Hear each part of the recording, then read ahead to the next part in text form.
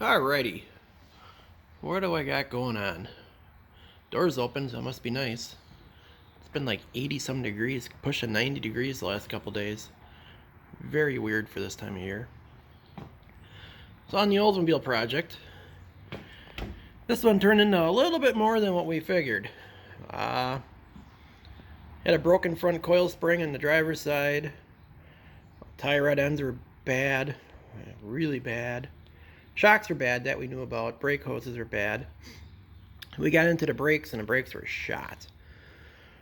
Front ones were right down to the rivets. One side, all the springs were broken in it. Wheel cylinders are leaking. So the whole brake system got rebuilt or replaced. Cut the drums on them. New springs. Took the front end apart, put new springs in. New tie rod ends, new idler arm. Rebuilt the center link. Ordered parts for the transmission to help kind of make that stop leaking, but they are on infinitive back order. Had a rear axle seal leaking, so I had to pull the axle up, replace one axle seal. Shocks, all the sway bar bushings were gone. The front core supports, or the front end of this car, wasn't even bolted to the frame. It was actually just floating. So, fixed that, put a rubber biscuit in there, got that done. The radiator was smashing into the sheet metal because none of the sheet metal was screwed in. So bolt the whole front of the car back together. That wasn't bolted together. Rebuilt the carburetor. That was full of rust and gunk. Rebuilt the fuel pump that was spewing oil out everywhere. And then I converted it to an alternator just because I like alternators. New heater hoses, new plug wires, plugs. A couple freeze plugs. I'm guessing, being that this car came from Arizona, they probably ran water in it for who knows how long, so she's really rusty in the inside. A lot of the freeze plugs have been replaced, it looks like, on this car. I had one leaky one on the other side here, so I had to do that. Not a big deal, but Oldsmobile being Oldsmobile, they don't make like a normal, freeze plug size. I think it was like a 29-30 seconds or something freeze plug. Ouch. Try walking into your O'Reilly's and asking them for that. They just look at you funny. Luckily Napa, I know there's an old school Napa with old guys behind the counter with catalogs, so they were like, oh, we can get that tomorrow. It's like, sweet.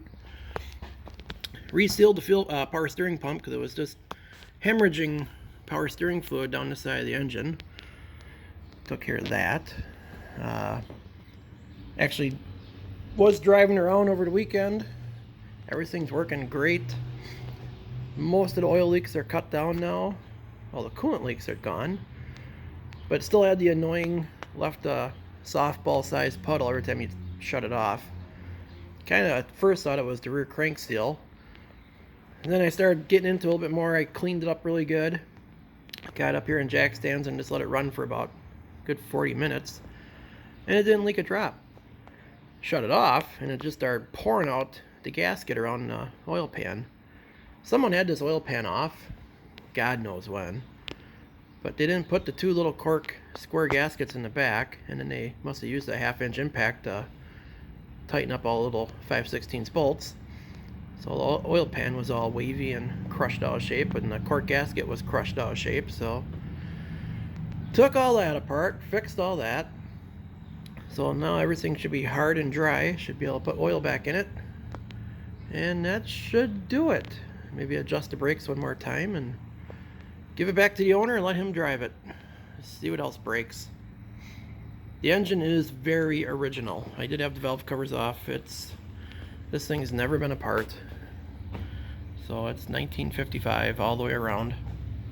It is tired, but I think it'll make it through the year, and then we'll decipher what we're going to do next winter or this upcoming winter. Might pull it out. It needs to be resealed. The front cover is leaking everywhere. The back bolts and exhaust manifolds are broke off. They're not leaking, but they're broke off, and there's no way to get to them. The freeze plugs in the back of the heads don't look very good, and you can't get to them at all. So it's going to have to come out to do all that. So if we're going to do that, we'll pull it apart. The inside of the engine actually looked really clean, so someone was changing oil on it. But it runs good. So that's what's going on the 55 Oldsmobile. Oh yeah, and this thing here, yeah, this is, you know, this is like 5 inches. You know, you slip, and that's gonna, you're not having kids, I'll tell you that. And luckily I didn't slip. And every edge on this car is sharp. Oldsmobile must have just hated mechanics, because it was a pain in the butt working on this thing. Luckily I'm young yet.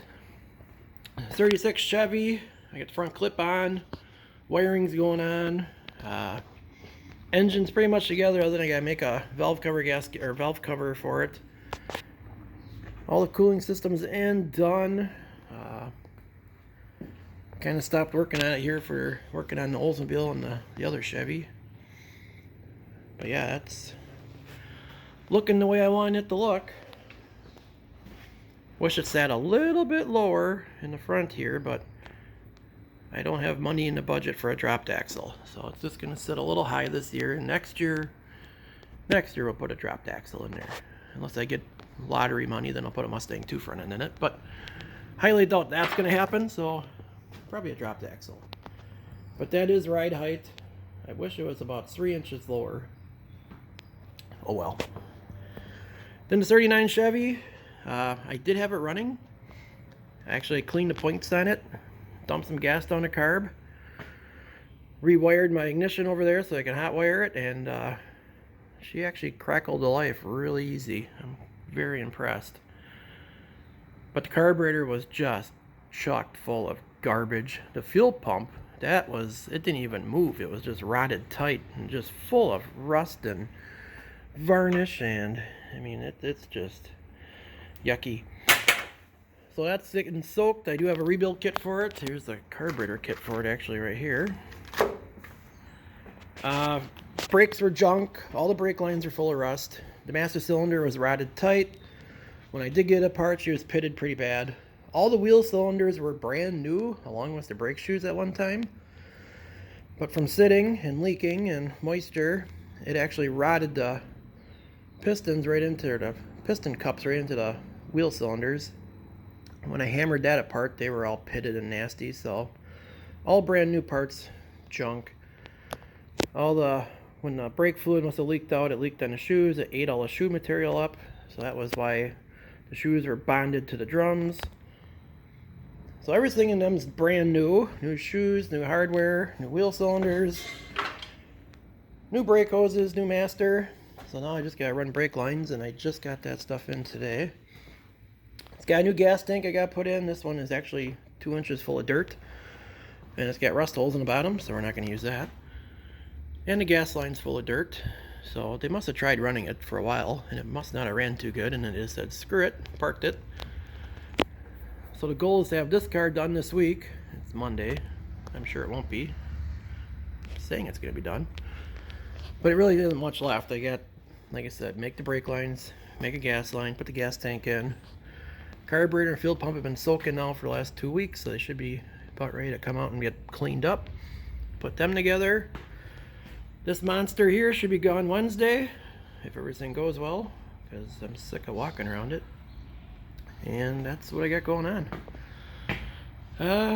Yeah, so unless something more exciting comes along, which there's gonna be more exciting stuff, don't worry, I will get the phone out and make a video. But until then, later guys.